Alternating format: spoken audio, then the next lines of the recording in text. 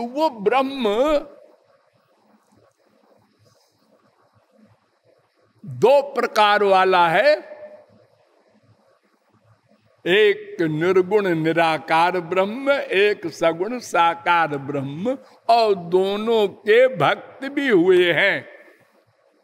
कलयुग में निराकार के भक्त नहीं हो सकते, इतना कठिन है, लेकिन कोई हो जाए तो कोई रुकावट नहीं सबके लिए अधिकार है। और ये जीव भी दो प्रकार का है, एक को कहते हैं स्वांश जीव और एक को कहते हैं विभिन्नांश जीव। स्वांश जीव जो होते हैं वो पराशक्ति से युक्त होते हैं। मैंने बताया था ना, भगवान की तीन शक्तियां प्रमुख हैं। पहली पराशक्ति, वो पर्सनल पावर है। उससे युक्त जो होता है उसके पास माया खड़ी नहीं हो सकती।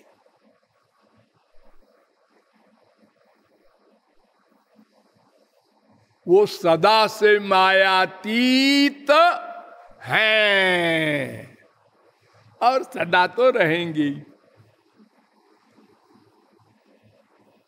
वो तो एक बार मायातीत हो गया जो, वो सदा को हो जाएगा, फिर माया हावी नहीं हो सकती। सूरज के सामने अंधकार खड़ा नहीं हो सकता।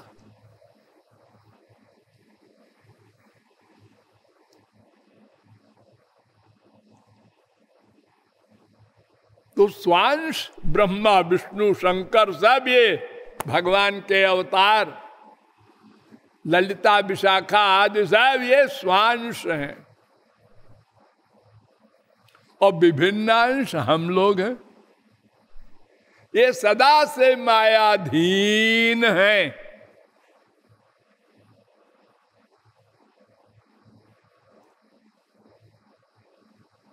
लेकिन सदा रहेंगे ऐसा नहीं है। अगर रथ को पीछे घुमा दे, अबाउट टर्न हो जाए भक्ति के द्वारा, तो माया हट जाएगी, समाप्त हो जाएगी। माया शक्ति रहेगी, हमसे हट जाएगी। जैसे जेल में बेड़ियां होती हैं, बेड़ी लोहे की, तो बड़े बड़े भयानक जो डाकू होते हैं उनको पैर में भी हाथ में भी बेड़ी लगा देते हैं, भागे ना, किसी को मारे ना 6 महीने के लिए, किसी को 2 साल के लिए। समय पूरा हो गया, हाँ अच्छा अब आपको छोड़ा जा रहा है। अच्छा तो जाऊं? हाँ नहीं नहीं, ये बेड़ी रख जाओ, हमें खरीदना पड़ेगा, फिर अब तुमको कटवाना पड़ेगा। उसमें चाबी होती है, उसको खोला, बेड़ी को रख दिया, अब तुमको ये बेड़ी नहीं लगेगी, अब तो तुमने अपराध किया था, उसका दंड समाप्त हो गया, अब तुम जाओ, स्वतंत्र हो। अब फिर डाका डालोगे तो फिर ये लगा देंगे। तो ऐसे ही ये माया रूपी बेड़ी जो पड़ी है हमारे ऊपर, जब हम भक्ति के द्वारा भगवत कृपा प्राप्त कर लेंगे तो भगवान खोल देंगे और कह देंगे तुम स्वतंत्र हुए।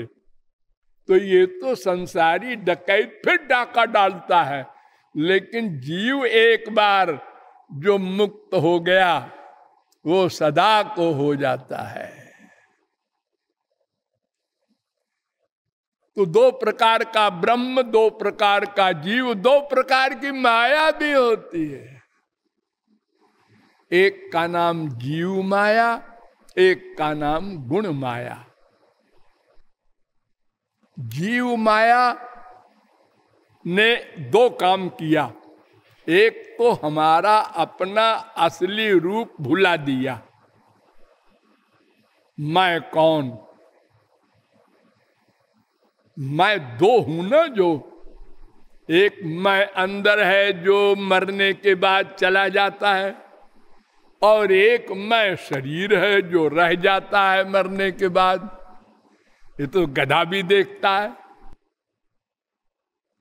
तो जो चला जाता है वो मैं निराकार है, और ये शरीर साकार है। मैं नित्य है, शरीर अनित्य है। मैं सनातन है, शरीर एक दिन बना और एक दिन समाप्त होगा। जो बनेगा वो समाप्त होगा, और जो सदा से है सदा रहेगा। तो जीव माया ने हमारा अपना असली रूप भुला दिया, हिप्नोटिज्म कर दिया हमारी बुद्धि में। अरे संसार में देखो, बहुत से लोग मेंटल हो जाते हैं ना, तो वो भूल जाते हैं मैं कौन हूं। वो पकड़े गए, पुलिस ने पकड़ा, तुम कहां से आए हो, कौन हो? ऐसे बोल देता। अब वो बेचारा, उसको याद ही नहीं मैं कौन हूं। वो कैसे बतावे तुमको घर का पता? अगर घर का पता ही बताने वाला होता तो पागल क्यों होता? और दूसरा काम किया जीव माया ने कि संसार तुम्हारा है, उसमें अटैचमेंट करा दिया।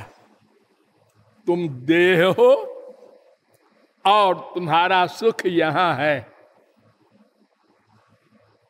आंख से संसार देखो, कान से सुनो, नासिका से संसार की गंध लो, रसना से रसगुल्ला वगैरह खाओ। ये विषय भोग, इसी में सुख है। पक्का अटैचमेंट।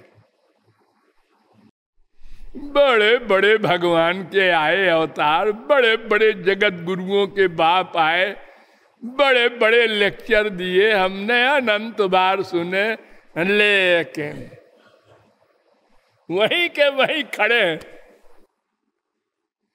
कोई कुछ नहीं कर सका हमारा।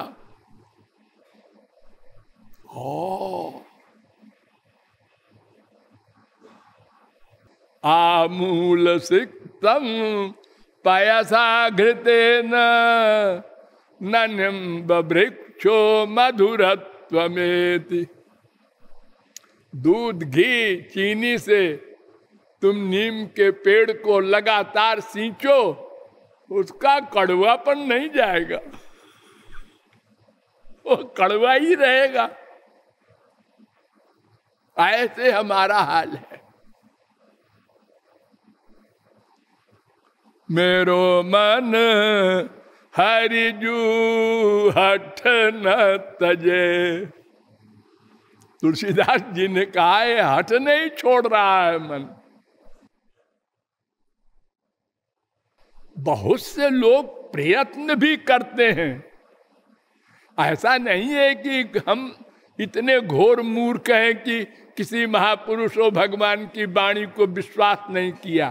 किया और कोशिश भी किया, लेकिन चंचलम हि मनः कृष्ण प्रमाथि बलवदृढ़ तस्याहम निग्रहम मन्ये वायोरिव सुदुष्करम।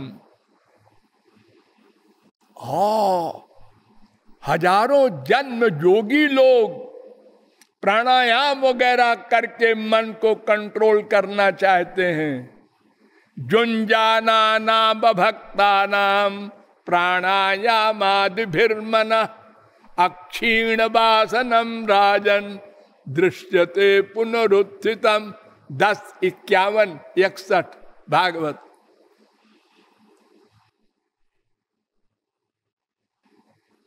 बड़े बड़े योगी लोग जुगों प्रयत्न करके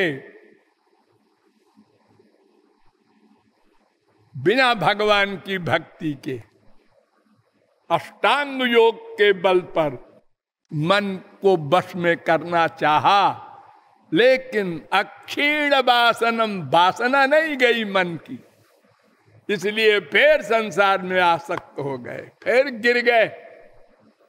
जैसे शंकराचार्य ने कहा, आरूढ़ योगोपि निपात्यते धाहा। ज्ञानी अंतिम अवस्था में भी पहुंचकर आरुह्य कृच्छ्रेण परम पदम ततः पतन्त्यधो। 10-2-32।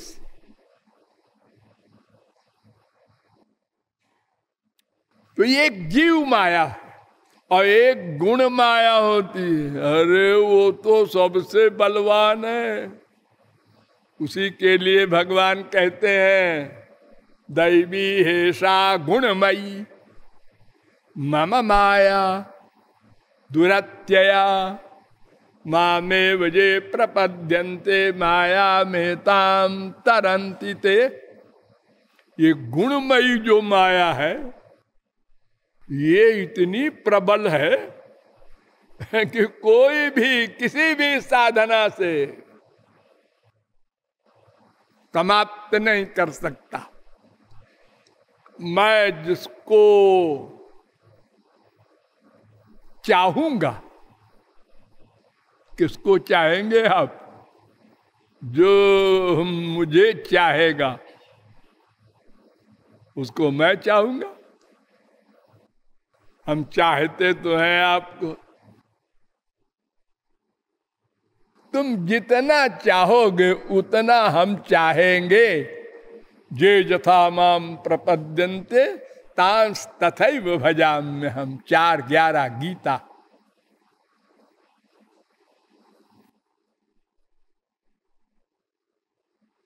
तो 2 स्वरूप भगवान के, 2 स्वरूप हमारे लोगों के, जीव के 2 स्वरूप माया के।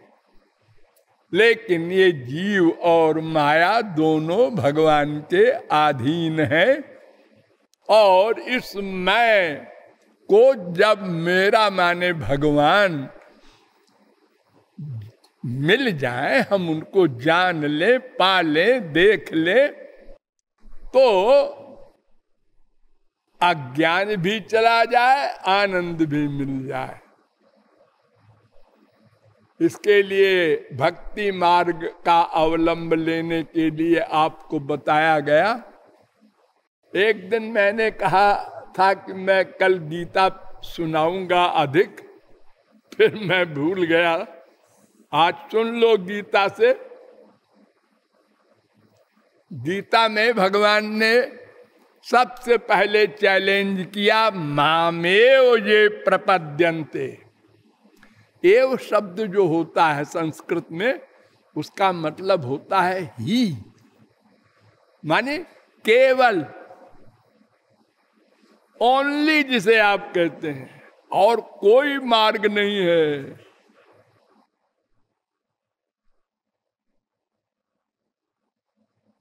ये गीता है क्या? हम आपको गीता का हाल बतावे तो आप हंसेंगे। सारी गीता है क्या? नंबर 1, अर्जुन दुर्योधन ये दोनों गए द्वारिका मदद मांगने श्री कृष्ण की। जब युद्ध होता है 2 पार्टी में, तो अपने अपने दोस्तों के पास लोग जाते हैं, भाई तुम हमारी पार्टी में आ जाओ।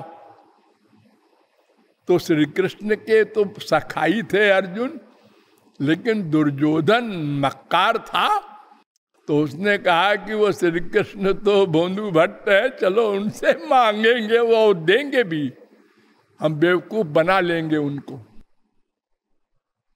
दोनों गए चरण के पास, अर्जुन बैठ गया, ठाकुर जी सोने की एक्टिंग कर रहे थे और दुर्योधन सिरहाने बैठा, क्योंकि वो राजा था।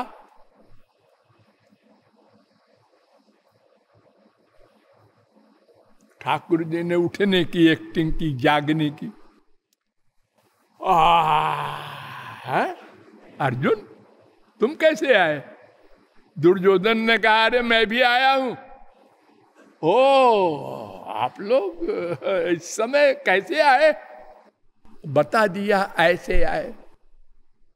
उन्होंने कहा ऐसा है कि एक तरफ तो मेरी 18 अक्षौहिणी सेना रहेगी, हथियार बंद, युद्ध करेगी बाकायदा जैसे दुश्मनों से करती है, और एक तरफ मैं अकेला रहूंगा बिना हथियार के। तो भाई बताओ तुम लोग बांट लो, क्या लोगे? चट बोल पड़ा अर्जुन, पहले हम तो आपको लेंगे। दुर्योधन ने कहा कि बन गया बेवकूफ अर्जुन भी और ठाकुर जी भी। उन्होंने कहा हमें आप नहीं चाहिए, फौज दे दीजिएगा हथियार बंद। उन्होंने कहा चलो झगड़ा मिटा, लड़ाई नहीं होगी दोनों में, जाओ तुम दोनों अपना अपना लड़ने की तैयारी करो, हम आ जाएंगे और हमारी फौज पहुंच जाएगी तुम्हारे एरिया में।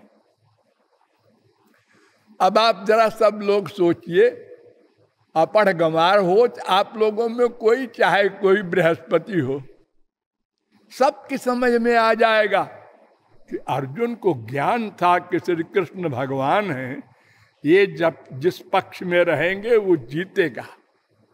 वरना वो कहता कि महाराज ये कौन सा निर्णय है, आधी फौज हमको दीजिए आधी उनको दीजिए, ये न्याय है? बिना हथियार के आप क्यों आप पूजा करेंगे, कीर्तन करेंगे क्या? अरे वो तो लड़ाई का मैदान है। ये नहीं सोचा अर्जुन ने, बड़ा खुश, श्री कृष्ण हमको मिल गए। इसका मतलब श्री कृष्ण को अर्जुन जानता था ये भगवान है। अरे वो जानता क्या है, तो दोनों नर नारायण के अवतार ही हैं। पूर्व जन्म में ही अर्जुन महापुरुष था, सब शास्त्र वेद कहते हैं। ठीक